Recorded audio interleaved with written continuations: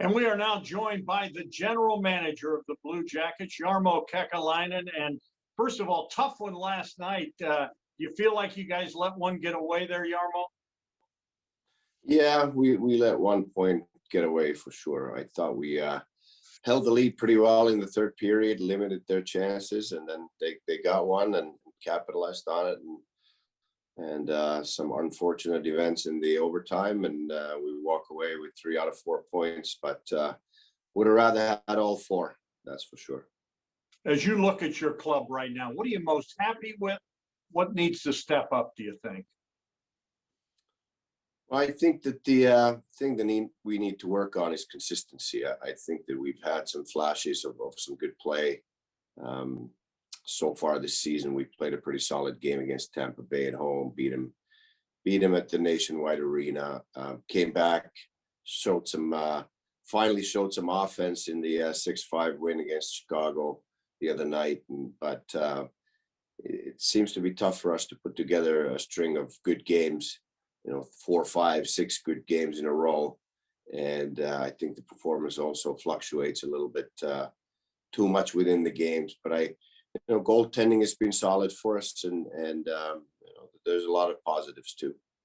Jarmo, much talk. You guys were very much in the headlines, the benching of Patrik Laine, and I don't want to get into that. I don't want to get into the particulars of that because everyone's moved on. But with that said, just for me on the outside watching, it seems to me that Coach Torts is building a culture there. He's got some standards, and the standards apply to everyone. Am I reading that right? Yeah, absolutely. It's we're all buying into the culture that we have with the Blue Jackets, and there's a strict enforcement for that too.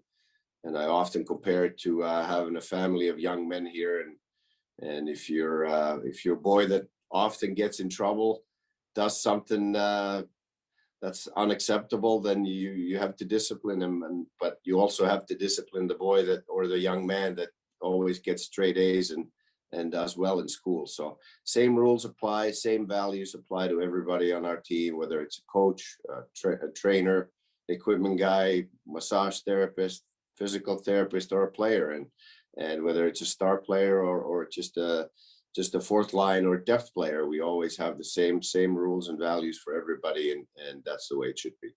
As we look at Laine, though, he certainly has 4 goals in 6 games. We'll talk about the deal in a minute, but what are your expectations out of this kid? And he is a kid.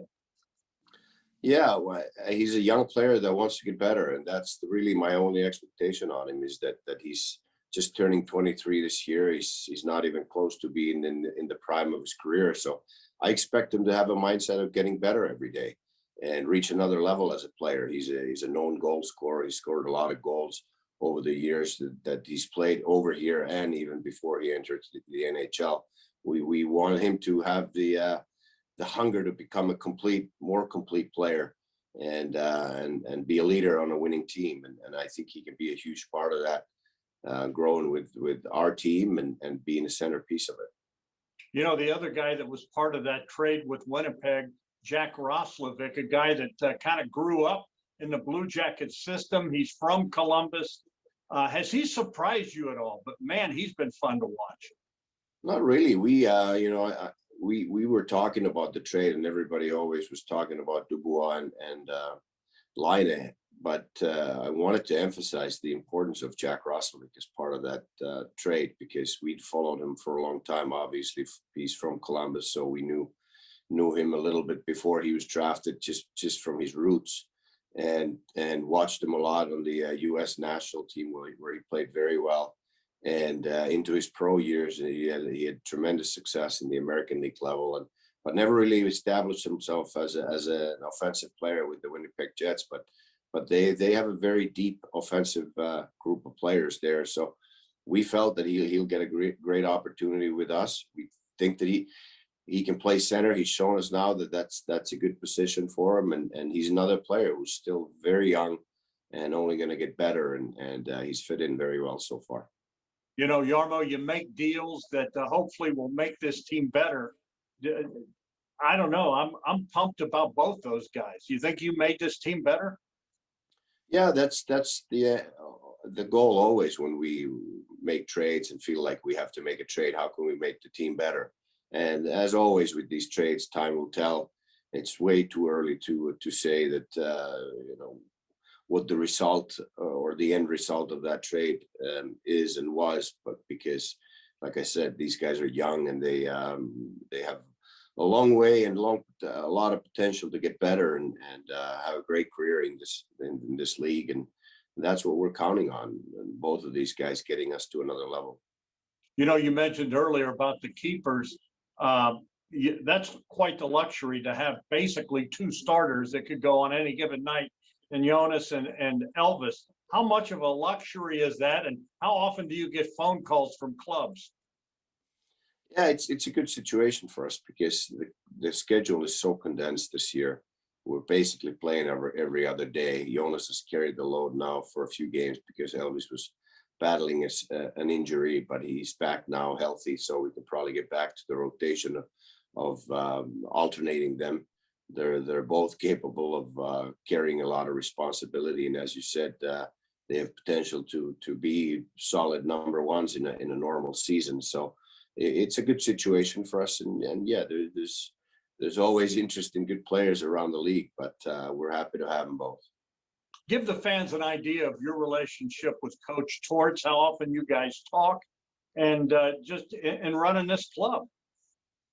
Well, we talk every day. We on some days we talk much more than once every day, and usually start the day talking to him, and a lot of times after games end the day talking to him, and we have a really good relationship. I think I understand him. I think I understand his you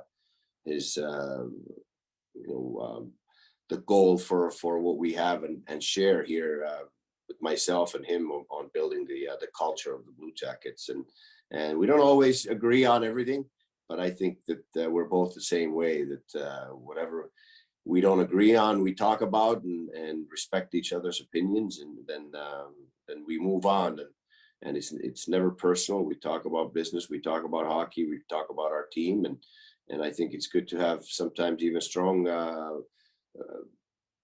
opinions, and actually he's calling me right now on my phone. But yeah, it's a very interesting relationship with him, and I respect him a lot. I think he's a great coach. He's had a great career for a reason, and we get along just fine.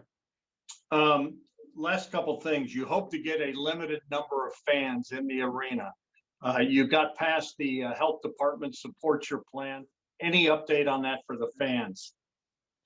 No, I think they're diligently working towards the final solution there, that we could have the 10% of our capacity in the building. And as soon as it's cleared and the building's ready to host them, we will welcome them back with open arms, and so happy to have even that limited amount. It will make a huge difference for us at home.